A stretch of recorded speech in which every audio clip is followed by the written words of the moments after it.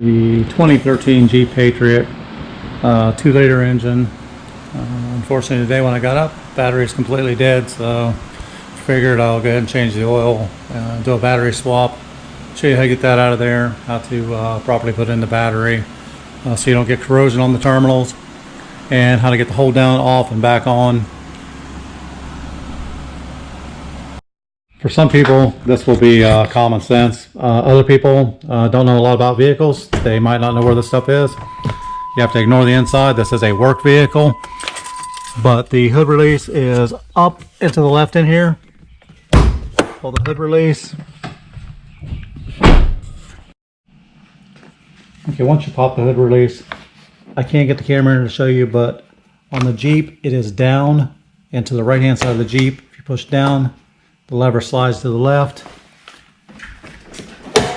and then your hood lifts up. Since this is a work vehicle, the 2013 Patriot takes a group size 86 battery. Nothing but a Walmart special, $119. Got some anti-corrosion things for the top of the battery. I went and stuck it on a trickle charge just so it's charging up. They do come pre-charged most of the time. You can fire it up, let it run for a while. I'm just basically saving myself a little time in case it is dead. I don't have to worry about trying to jump it later. It says 819 on there, so it should be a pretty fresh battery. Your battery should be dated from Walmart or wherever you buy it from also. If it's been sitting on the shelf for 6 months, I would charge it before I started working on it. Let's get started. With first thing we gotta do is take off the air filter ram here. Our battery is tucked up under here. This is the air filter ram. Air filter is in here. I'm going to check my air filter while I've got it out, but in this video I'm going to show you how to change the battery. Show you how to change the air filter later, but to remove this, there's two little tabs here. You turn them. Once you turn those, you pull up a little bit, and this pulls back towards you, and then the air filter ram, you can take that off, clean it up while you got it out if you want to. If not, put it right back in place. And that exposes your battery. First thing I want to do is disconnect the positive and negative terminals.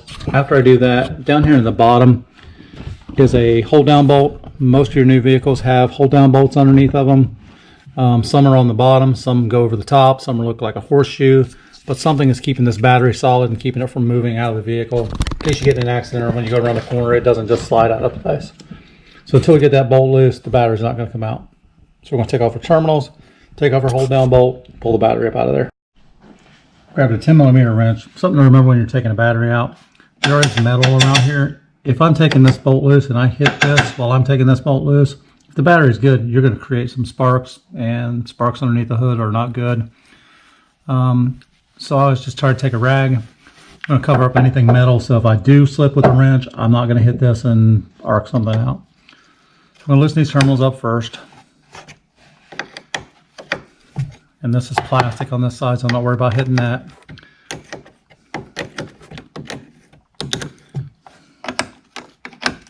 Lefty loosey, righty tighty.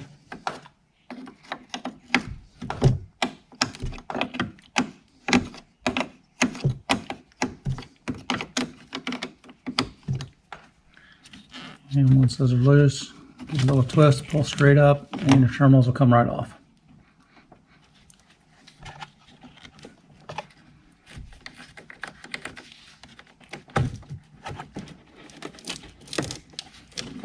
And I just push those out of the way so I can work on the rest of the battery. So I've grabbed a 13mm deep well and a few long extensions here. I'm going to loosen this bolt up.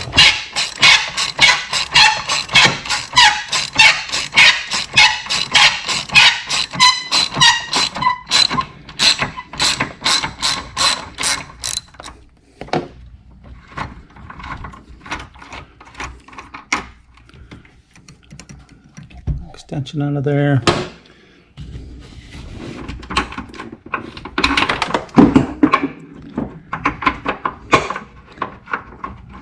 And the hold down's off. Of course, it's down in the car, but it's off. And from there, we should be able to lift the battery straight up out of here now.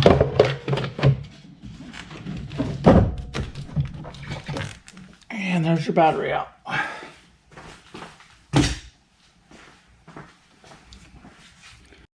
retrieve my parts out of the bottom. I'm going to take some electronics cleaner here. I'm just going to clean up these connectors a little bit. This is CRC. As you can see, it does a pretty good job. I just try to put a rag under to keep it from blasting everywhere. Plus, you can wipe everything off. My ground's not nearly as bad as my positive. This stuff will take the dirt right off. Takes all the grime and the grease off of it too.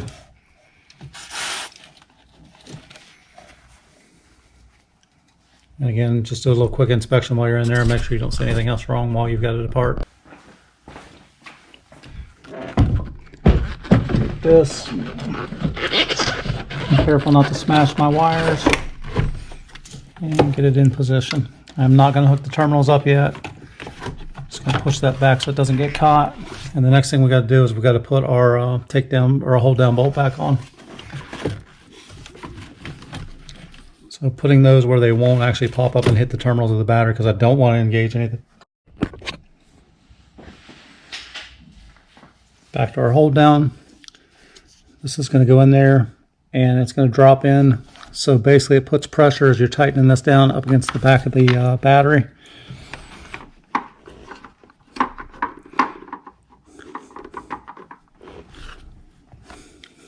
So once I have that in place, I'm going to drop my bolt in there and tighten it up. Well, since that bolt's down in there a good ways, I've got a little trick that I use. I usually take my socket. I'm going to take a shallow well in this case. I'll take a roll of or a piece of tape.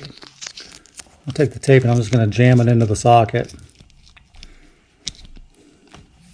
Once I've got the tape in there, I'm going to take the bolt, press it up in there, and now that's going to hold my bolt in place while I drop it down into the hole.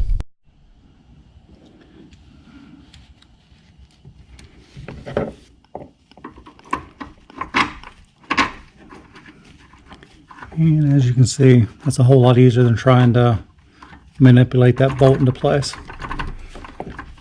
Now, if you want to take an air tool or an impact of some sort, run it in, you can, or you can ratchet it in. This time I'm going to use an air tool.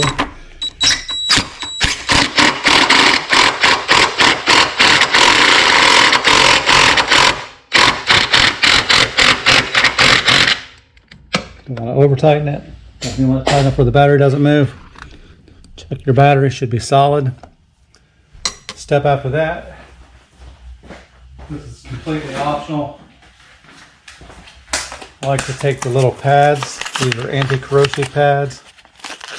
These go on top of the battery. These will help you from building up corrosion over the years.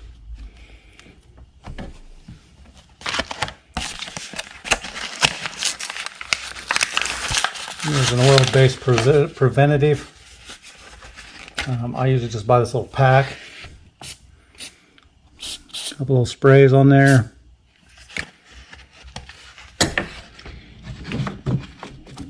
Negative on. Positive on. Take our 10 millimeter, and again I'm going to cover this up so I do not hit the edge of it when I'm tightening my bolt up.